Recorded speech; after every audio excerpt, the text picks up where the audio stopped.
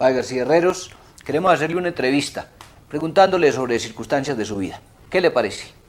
Pues me parece de primer paso que es un poco imprudente, porque el pasado del hombre debe quedar secreto.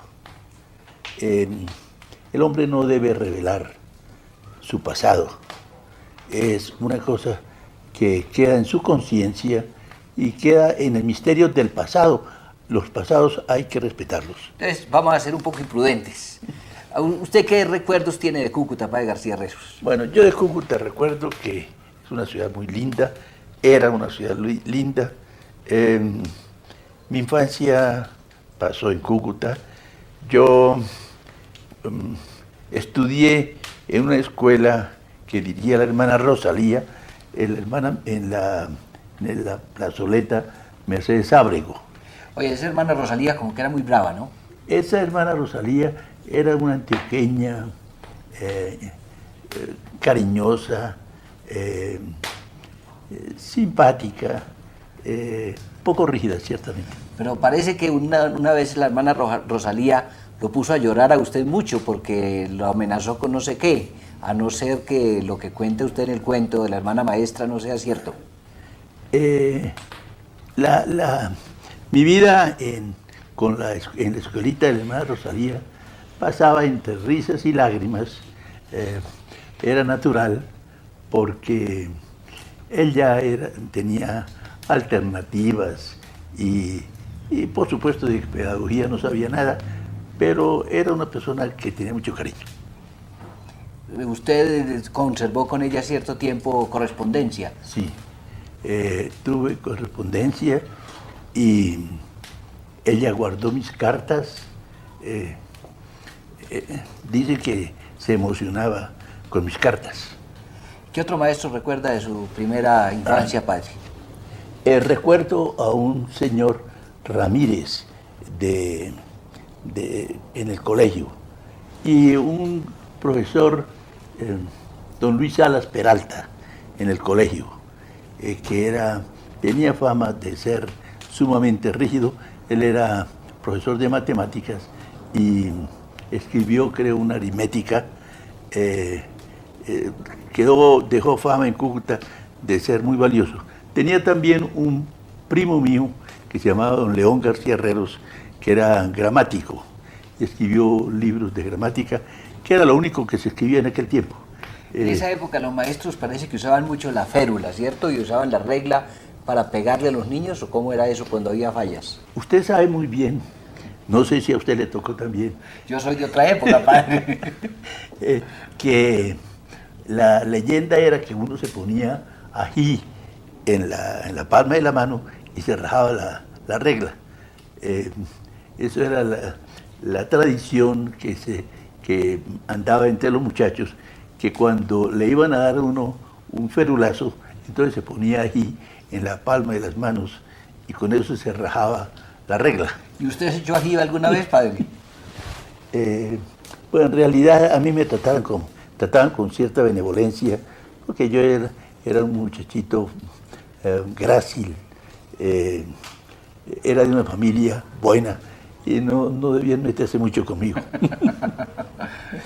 ¿Y de la otra gente, fuera de sus maestros, tiene algún recuerdo especial? De esa época, recuerdo, se acabó la guerra europea y no la del año 1870, sino la guerra del 14. Y tuvimos gran fiesta cuando se acabó la guerra. No había nada especial. También a un niño le pasan por encima todos los acontecimientos. Puede haber el terremoto, lo que quiera.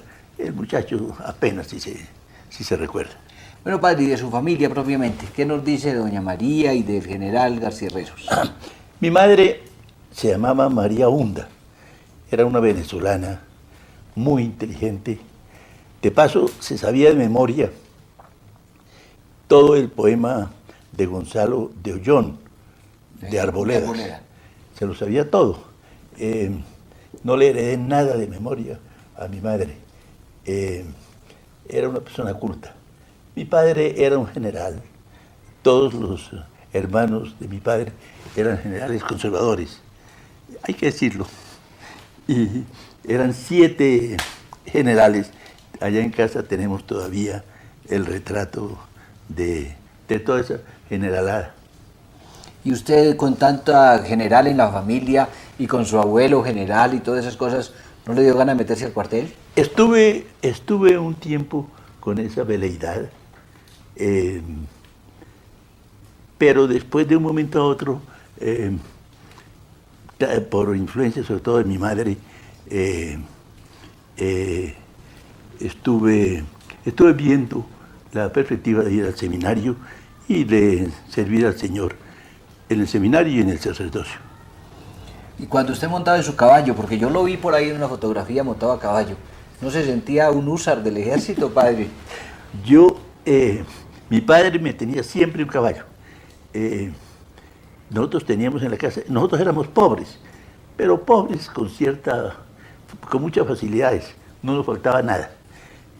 Teníamos un coche, yo tenía un coche muy lindo, traído de Alemania, en que salía tirado por el caballo, en que salía yo los sábados, no sé, salíamos por las calles de Cúcuta y tenía siempre un caballo. Y mi padre, que tenía sus resabios siempre de militar, cuando yo llegaba del colegio de la hermana Rosalía, me hacía montar en el caballo, que era un tormento para mí, porque era un caballito, a pesar de que aparentemente muy manso, sin embargo tenía ciertos momentos de disgusto y pataleaba un poco. De todos modos, todos los días yo tenía que ejercitarme en amansar el caballo. Cuando el primer caballo murió, entonces me consiguieron uno negro, que ese sí era en serio bastante bravo, bastante brioso, y yo tenía obligatoriamente que montarme en el caballo, y mi padre con el cabezal iba dando vueltas, sosteniendo para que no se fuera el caballo, y ese era el tormento de la tarde, pero de todos modos, visto desde lejos es agradable. ¿Y por qué entró al seminario, padre? Dejó la milicia de lado y se metió al seminario. El misterio del llamamiento de Dios. Circunstancias también. En Cúcuta no había colegio, había un colegio más o menos mediocre. El seminario de Pamplona era el mejor plantel que había en el norte y en el sur de Santander, dirigido por los padres seudistas, y tenía muchísima fama. Allá iban toda la gente de la sociedad de Cúcuta, de Pamplona y de Bucaramanga. Todos los gobernadores pasaron por allá, de modo que yo fui por varias circunstancias, también porque el seminario era un gran seminario. Allá en el seminario, quiero decirlo, encontré un profesor magnífico que se llamaba el padre Mario Vilmó. Fue profesor mío de latín y de griego. Al principio tuve yo ciertas dificultades con el griego, después me entusiasmé muchísimo y en latín fui el mejor alumno. También tuve allá como profesor al padre Lenezet de geometría. En aquel tiempo las matemáticas estaban reducidas, pero de todos modos estudiaba bien álgebra y geometría. El padre Lenezet llegaba ya a la clase con silencio absoluto. La clase era totalmente religiosa, nadie hablaba, nadie se distraía. Él atraía el interés enorme, porque era un hombre sumamente inteligente y llegaba, parecía como un retrato del siglo XVII del oratorio del siglo XVII. Y sí estudiaban bastante matemáticas, porque yo creo que en esa época no pasaban del teorema de los burros, del puente de los burros. No se estudiaba, y se estudiaba sobre todo con intensidad. Era como era dramática, esa clase era dramática, porque todos en el más absoluto silencio, todos intensos con el padre, que no se permitía ninguna distorsión, ni ningún cambio, ni ninguna anécdota, sino solamente sus teoremas. Era en realidad muy agradable. Padre, pero no todo sería así, porque yo leí un cuento suyo que llama La pieza del tigre, y parece entonces que necesitaba el prefecto ser rígido para ponerlos a ustedes en cintura. El prefecto era el padre Bernardo Agudelo, que acaba de morir.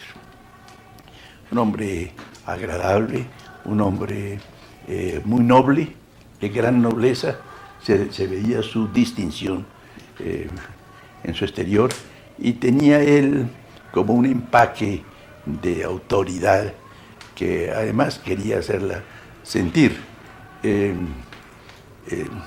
Agudelo me estimaba mucho, ocultaba la estima que me tenía para que los muchachos no dijeran que era excepción lo que tenía conmigo, pero de todos modos, y Agudelo fue profesor mío de literatura.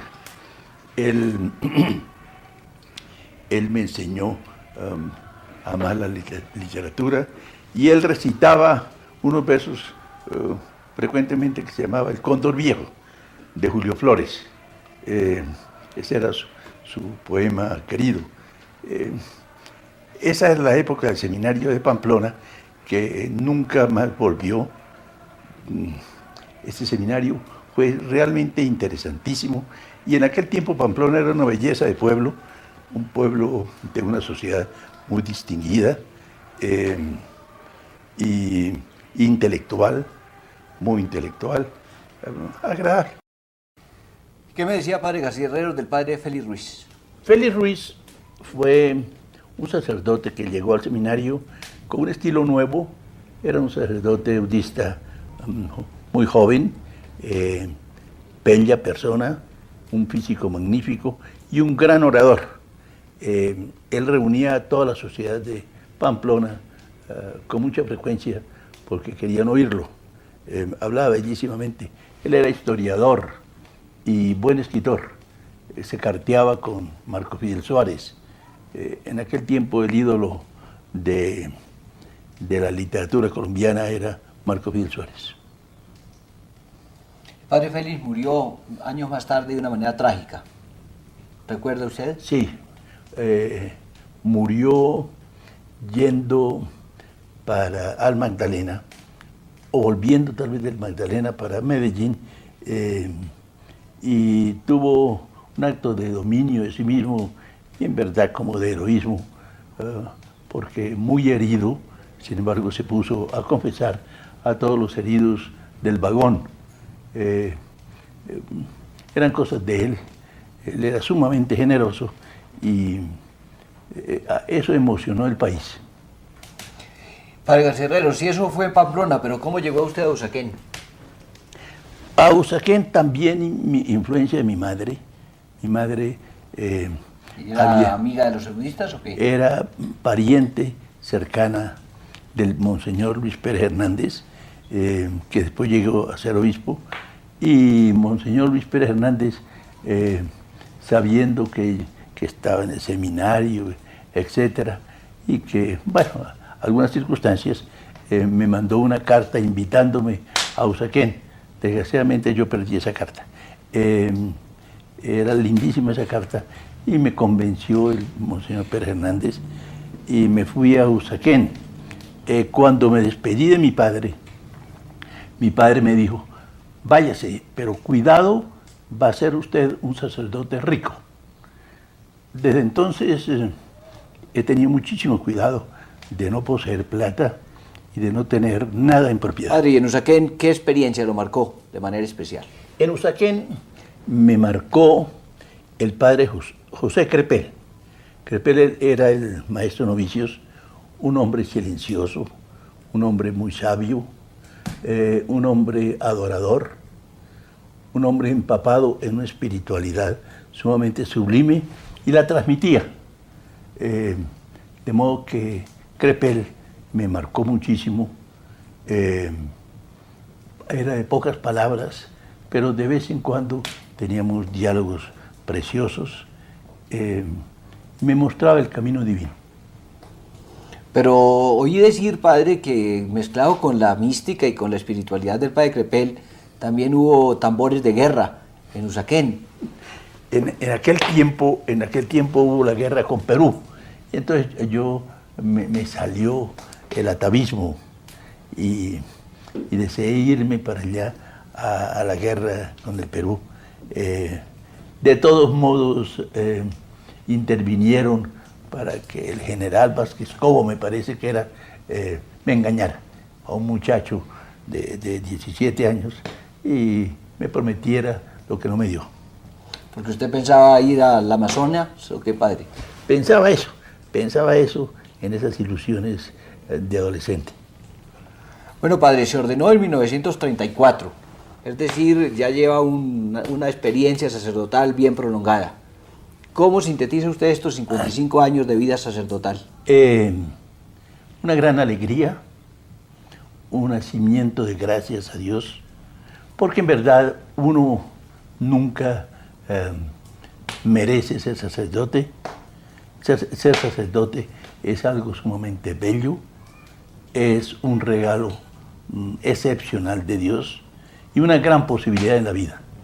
He estado en distintas partes, pero el sacerdocio para mí ha sido fundamental. Además, lo he alimentado con el estudio de la espiritualidad francesa de San Juan Eudes y de la escuela beriliana, que es una mística sacerdotal muy elevada.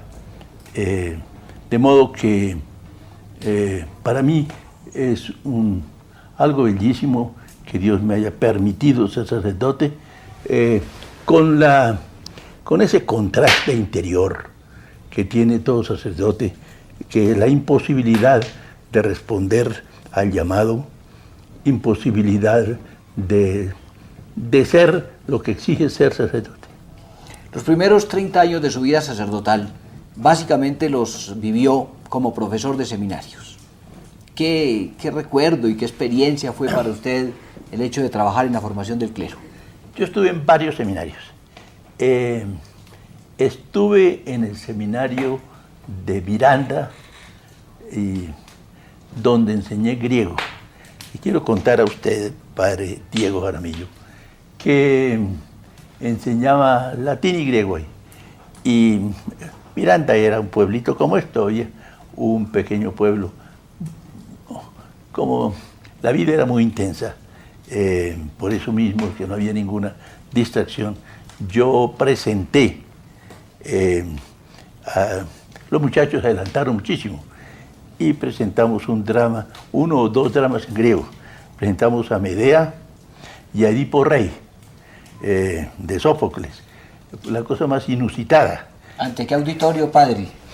Ante un auditorio totalmente de campesinos. Y yo le decía a los muchachos, miren, nadie va a entender esto. Ustedes van a presentar esto, nadie va a entender. Los padres tampoco creo que vayan a entender, porque eso hace mucho tiempo lo estudiaron. Pero ustedes van a tener una experiencia increíble, como si fuera en Cambridge, de presentar obras en latín y en griego. Sabe que el otro día encontré a uno de los actores, encontré a un ingeniero en Medellín llamado Forero, que le mandó muchos recuerdos y creo que él hizo de Eneas en alguna de las representaciones. Seguro que sí. Yo recuerdo a ese Forero, un muchacho inteligente. Humberto Forero, muchacho, creo que es ingeniero actualmente. Es ingeniero civil. Tenía muy buena memoria y él aprendió todas las parrafadas ahí de griego, me parece que era. De todos modos, nosotros salimos, como premio nos dieron un paseo a Capitanejo. Y en el bus los muchachos iban recitando en alta voz y gritando los monólogos y las partes más lindas de esa obra. ¿Otra experiencia de seminario recuerda? Porque trabajó en Santa Rosa y en Jericó y en Mérida y en Cartagena sobre todo y en Pamplona. Ustedes están viendo la documentación que tiene el padre Diego. El padre Diego ha publicado, yo creo que es el único, 540 libros en la editorial carismática más importante del mundo, que está aquí en el Minuto de Dios. Los ha preparado, los ha corregido, y muchos de ellos también son libros hechos por él. De modo que por eso la acuciosidad del padre Diego de preguntar cosas, porque tiene la mejor memoria que hay en Colombia. De paso quiero decirles, aunque no estamos haciendo reportaje a él, quiero decirle que en un concurso de intelectuales de Colombia salió el segundo puesto, después de Álvaro Gómez. Bueno, padre, ¿y cómo eran los recuerdos de Cartagena? Espero que esto no lo corte. Los recuerdos de Cartagena fueron sumamente gratos.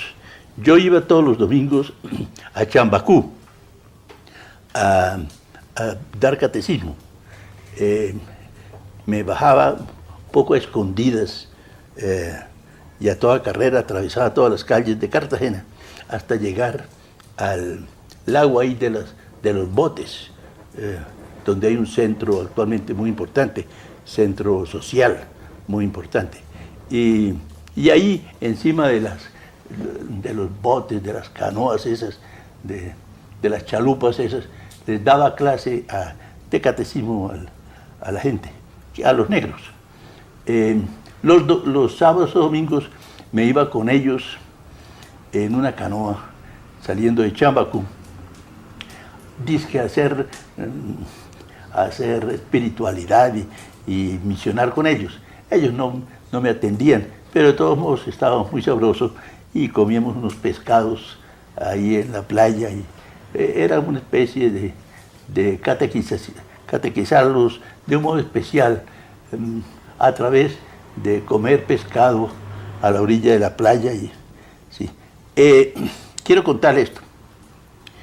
En Cartagena había un sacerdote que se llamaba el padre Gómez, un hombre muy inteligente, y era el rector y dueño, me parece, de un colegio que se llamaba el Colegio Claver, San Pedro Claver.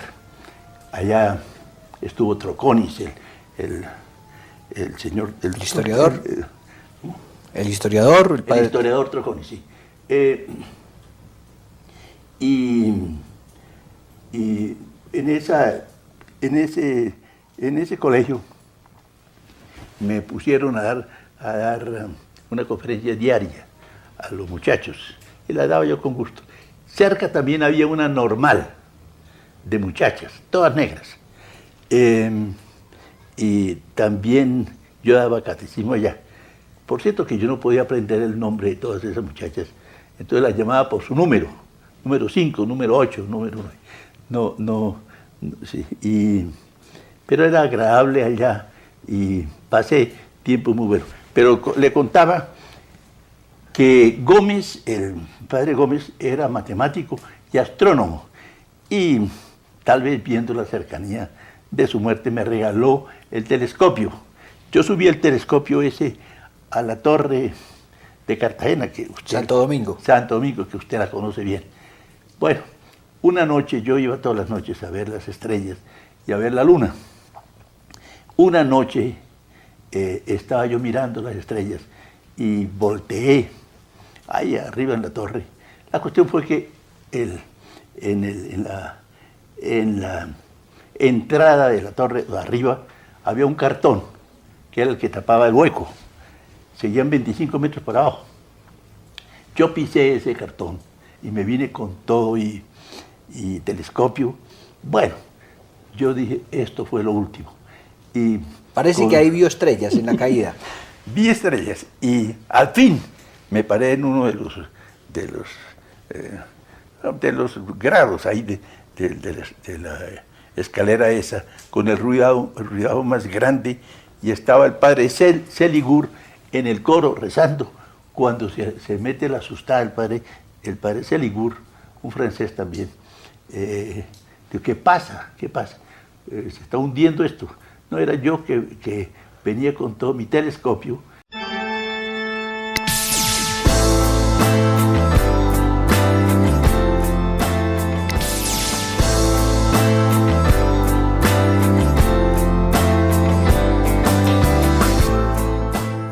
y al fin me paré en uno de los estribos del puente, que de la escalera.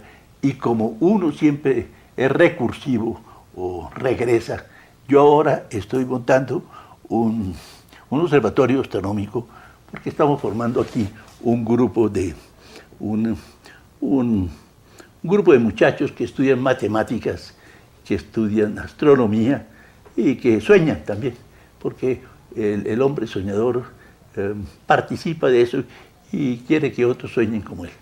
Espero que no se caiga, padre, con el nuevo observatorio. Padre, ¿y la Virgen del Mar? La Virgen del Mar fue lindo. Un día el del Carmen me pidió el sacerdote que dirigía la procesión, y había muchísima gente, que hablara al frente del palacio del obispo. Bueno, dije yo, me subo a hablar, y hablé a toda la multitud. Y entonces les dije yo, vamos a construir una imagen que llegue hasta las nubes, dije yo. Y va a ser lo más bello que hay en Cartagena, va a emerger de la bahía. Bueno, les dije un poco cosas, y como allá, en aquel tiempo y todavía ahora, hay mucha devoción a la Virgen del Carmen,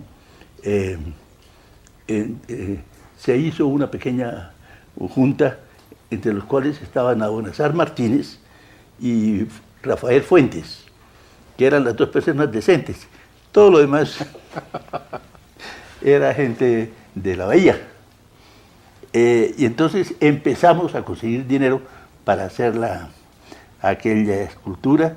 Yo la mandé a hacer a un buen escultor colombiano, es decir, el boceto, a Mariño, un buen escultor, y la mandamos a Carrara, donde hicieron una belleza de escultura, y actualmente está en la bahía de Cartagena, y todos los 16 de julio se hace una gran procesión, e ilumina también la bahía, porque es bellísima y fortalece a los marineros. Padre, y en esa época de seminario usted escribía muchos cuentos. ¿Qué significaban y por qué haber optado por esa fórmula literaria? Uno escribe cuentos como una especie de realización. Lo que uno no hace, entonces lo escribe. Es una especie de realización interior. Escribía cuentos. Y también, cuando tenía problemas, yo los contaba en el cuento. Y era la única venganza, pudiéramos decir, escribir un cuento. Yo, a veces, los señores obispos eran un poquitico rígidos conmigo, me creían muy indisciplinado, bueno, cosas de esas. Y entonces yo como respuesta escribía un cuento. Bueno, que era medio vengativo, padre. Un poco vengativo. Y ahí quedaron los cuentos y tienen un sentido. Padre, y entiendo que fue en Cartagena donde surgió el programa Minuto de Dios. ¿Recuerda cómo fue esa génesis? Recuerdo que en Cartagena yo llegué con muy mala fama de indisciplinado, etcétera, etcétera. Y entonces me quitaron toda actividad en el seminario. Estamos hablando como muy íntimamente, nadie lo va a repetir. Me quitaron todo. Esto no lo ve nadie, padre. Así llama un programa de televisión. Así es.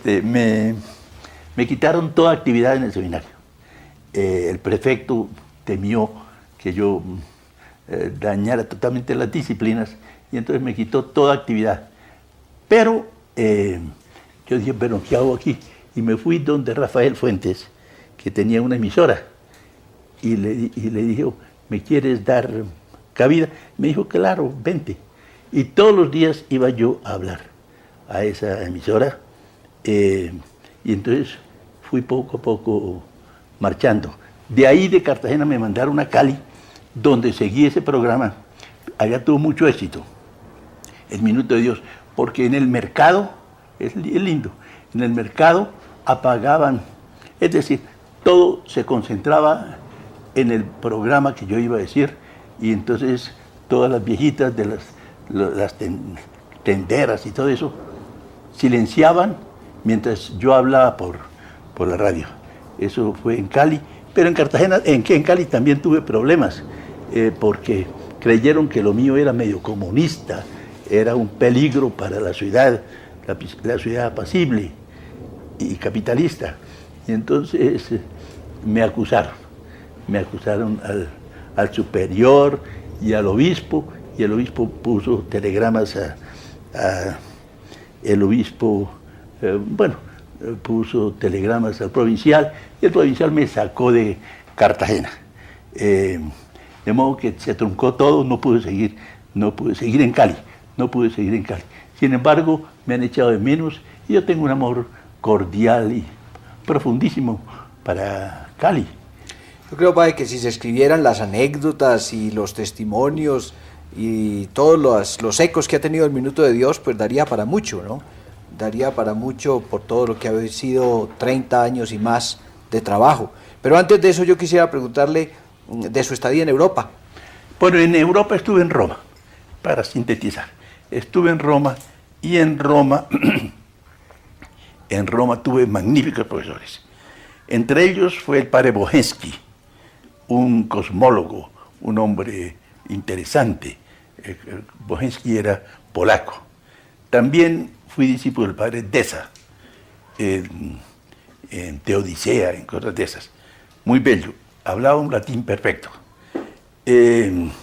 También tuve como profesor a un sabio que se llamaba Hunen, pero eso fue más bien en Friburgo, pero interesante. De modo que yo viví intensamente en Roma y tuve en Roma, lo mismo que en Usaquén, unas experiencias importantes.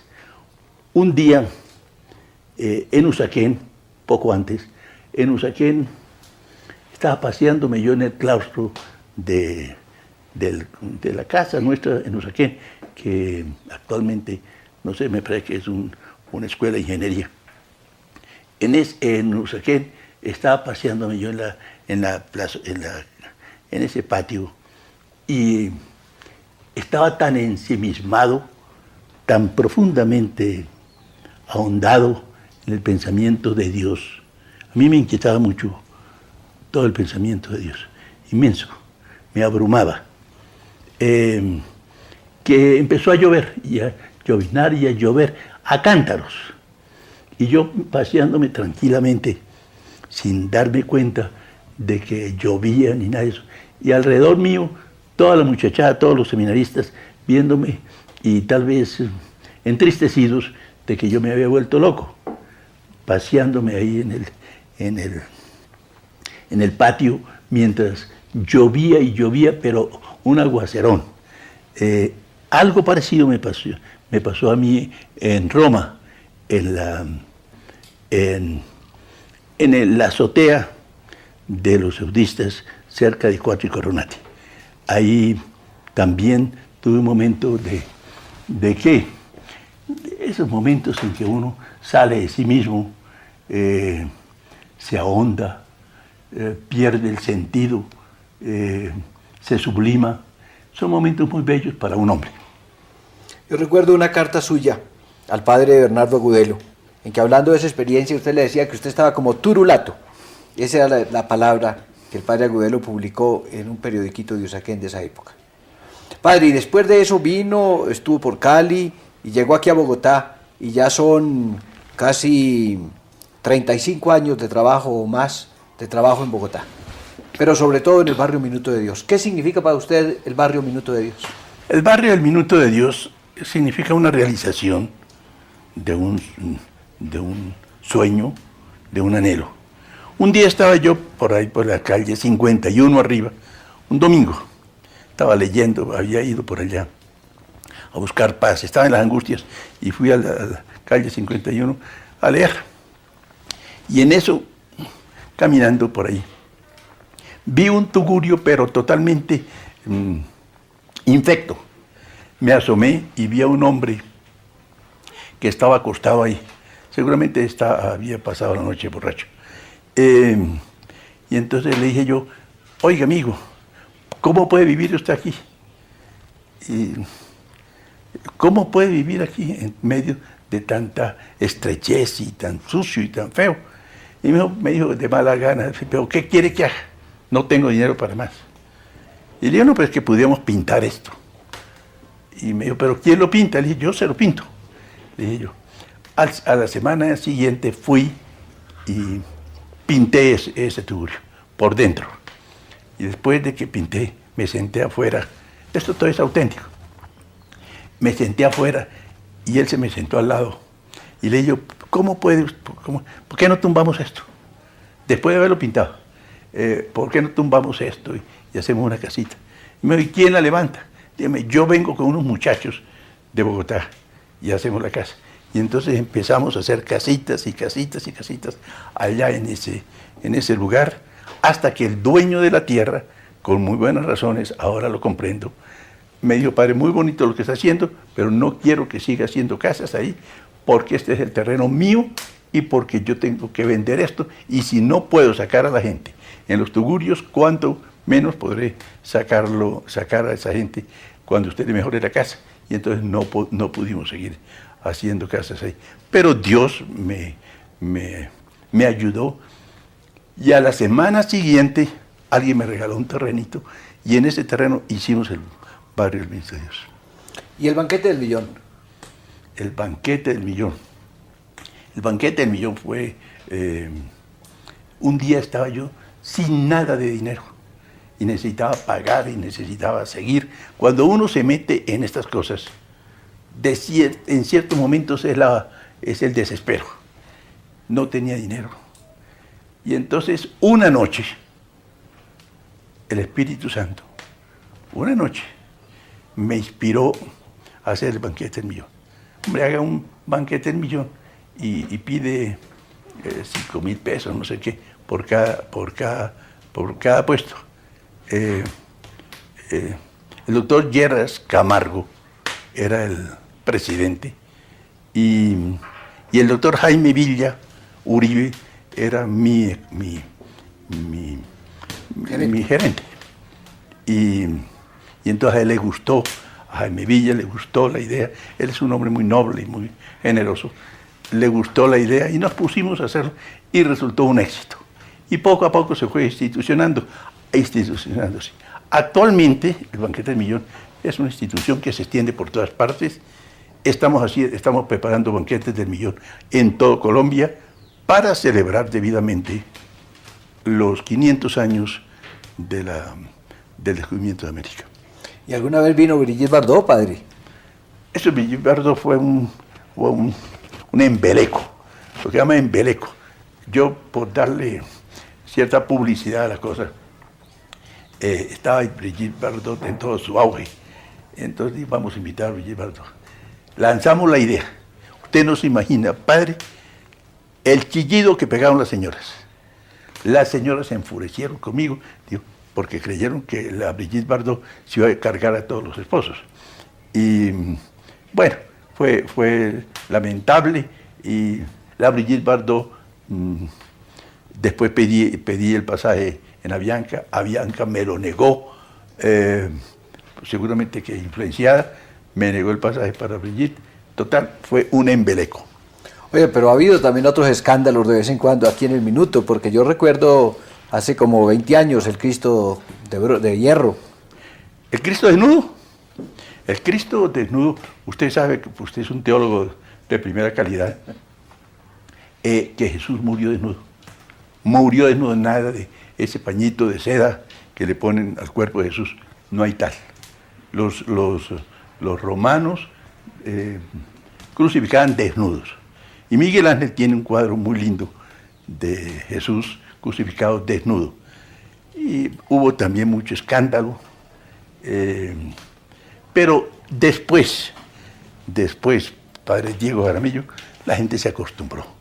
Y la gente actualmente sublima un poquitico la situación grave de desnudez que hay actualmente y del impudor que hay por todas partes con este modelo tan divino.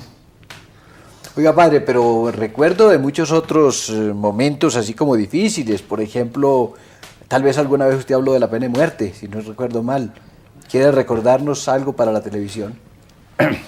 Un día, en aquel tiempo, era Valencia, el presidente. Por mis manos han pasado todos los presidentes, desde 1700.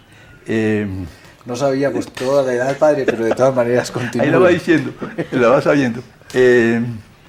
Y entonces, en aquel tiempo empezaron las bombas. No crean que las bombas es de ahora. Las bombas vienen de hace mucho tiempo. Empezaron las bombas en los ministerios. Y entonces ponían bombas y había problemas. Y Guillermo Valencia tenía ese problema. La cuestión fue que yo dije, mire, esas bombas significan esto y esto. Que no hay justicia. Que la gente está con hambre, que no hay escuelas, que no sé qué. Yo le adaptaba a cada ministerio sus fallas y entonces renunciaron los ministros. Fueron donde Valencia. Y entonces me dijo Valencia, me llamó Valencia, y me dijo, padre, mire, en la que me metió usted. Y le digo, consuélelos, doctor Valencia, consuélelos. Yo sí los consuelo, pero me van a renunciar. ¿Qué hago yo? Le ruego de que tenga cuidado en lo que dice. Y después entonces fui más moderado. Quiero decirle, hemos tenido, yo soy, como soy justo, por ejemplo, el doctor Virgilio Barco, para mí hizo un magnífico gobierno. Yo creo que soy el único que lo dice. ¿Tendrá razón uno contra tantos o qué será, padre? Pues... Pero no juzguemos. Oiga, padre, dígame una cosa. Usted ahora mencionó que como una inspiración del Espíritu Santo había organizado los banquetes del millón. ¿Qué significa el Espíritu Santo para usted? Porque yo sé que aquí en la iglesia hay un símbolo del Espíritu Santo y que usted frecuentemente habla de él en la televisión. El Espíritu Santo... Estamos descubriendo el misterio del Espíritu Santo. Antes no lo habíamos descubierto. Estamos descubriendo el misterio del Espíritu Santo y sabemos actualmente, la teología nos enseña que todo lo bueno, que todo lo amoroso, que todo lo creativo que se produce en el mundo procede de inspiraciones del Espíritu Santo. El Espíritu Santo es el que está obrando por todas partes, en el mundo, entre los paganos, entre los cristianos y seguramente, como usted también es muy, muy creyente en eso, entre la gente de otros planetas. En todas partes está obrando el Espíritu Santo, haciendo bellezas de inspiración en cada hombre, porque el Espíritu Santo no se concentra en la pequeñísima tierra mínima del sistema solar. Eso es demasiado pequeño para el Espíritu Santo. El Espíritu Santo está obrando por allá en las lejanas constelaciones y nebulosas, donde hay hombres que tienen nostalgia y que quieren ser buenos. ¿Usted le atribuye un papel especial a la renovación en el Espíritu hoy para la iglesia y para el mundo? La renovación carismática, de la cual usted es el líder, es un regalo de Dios. Como decía el Papa, es un chance, una suerte, un regalo de Dios al mundo en esta época. La renovación carismática está haciendo extraordinarias obras. Está llevando al hombre a leer la Santa Palabra. Está llevando al hombre a intimidad con Dios. Está llevando al hombre a la santidad, sin necesidad de pasar por el temor, solamente a través del amor. Es algo realmente prodigioso la renovación carismática en el mundo, y en el mundo católico lo reconoce todo mundo. La persona que entra en la renovación carismática siente deseo de amar, siente deseo de adorar a Dios y siente la fuerza para superar la tentación. De otro modo no se puede superar la tentación del mundo moderno si no es a través de la fuerza íntima del Espíritu Santo. Eso viene a través también de la renovación carismática que se extiende por todas partes. Así en Bogotá hay más o menos 1000 grupos de oración que se llama. Todo provino de la renovación carismática. la gente no sabe que en todas las parroquias, en todas partes, hay grupitos de personas que adoran a Dios y que están en la santidad. Eso provino de la renovación carismática, que la trajo aquí, entre otros, un protestante maravilloso que se llamaba Samuel Ballesteros. Samuel Ballesteros vino un día aquí, a esta misma casa, y me estuvo hablando de eso. Yo no le creí, pero de todos modos lo respeté. Y entonces un día me dijo, estaba él allá en una casa que yo le di a él y a su esposa Liz. Él estaba en su casa medio enfermo, y en la cama me dijo: padre, ¿quiere que le ponga a usted las manos, que ore por usted? Yo le dije: usted, Samuel Ballesteros, usted protestante, yo soy sacerdote, y el obispo Monseñor Jove me puso las manos. Y bueno, se necesita más. Y entonces yo en parte por darle gusto y en partes también llevado por Dios, acepté que me impusiera las manos, y fue un momento sumamente bello que me hizo entrar en el amor. Después, el padre me está reportando a mí, pero después el padre Diego Jaramillo, que era rector de Usaquén y que miraba con cierto desvío la renovación carismática, y le pedí yo que me dejara un muchacho para que me ayudara, porque yo estaba solo. Estuve solo, absolutamente solo, durante un poco de tiempo. Porque todos creían que yo era un poquitico desequilibrado, y resulta que no tengo nada de desequilibrio. Y entonces el padre Diego Jaramillo, que hasta entonces había sido un poco renuente, entonces me pidió, y como él tiene tanta personalidad, me pidió que le impusiera las manos. Y yo oré por él, ahí, delante de todo el mundo, porque así es él. Después vino Lacroix, un sacerdote francés venezolano muy importante, también oramos por él, y se empezó a extender por todas partes. Y como el padre Diego Jaramillo coge las cosas inmensas, entonces actualmente la renovación se extiende por todas partes, dirigida por él en Colombia, y no ha dejado capital de América Latina sin que haya predicado. No ha dejado capital de Europa donde no haya predicado. Le falta, sin duda alguna, Asia. Esa es una enorme falla que tiene. Oiga, padre, antes de que me mande para Asia y para la estratosfera, yo en estas palabras suyas habló varias veces del amor a Dios, del amor al hombre. Yo pienso que esa ha sido como una idea fuerte, una idea madre en su pensamiento. ¿Quiere expresar un poco lo que significa para usted el amor? El amor es la esencia de la vida. Y yo quiero, ustedes todos hemos estudiado, estamos en el mundo para amar y servir a Dios. Nosotros no podemos servir a Dios. No hay modo de servir a Dios. ¿Qué podemos nosotros para servir a Dios? Nada. Sembrar árboles, sembrar trigales, no podemos hacer nada. Nosotros podemos amar al hombre. Amar al hombre. El amor al hombre es la expresión más grande del amor, y la única expresión verdadera de amor a Dios, y también la intimidad con Dios. Cuando usted quiera amar a Dios, póstrese y entréguese y extienda los brazos en un acto de inmenso amor a Dios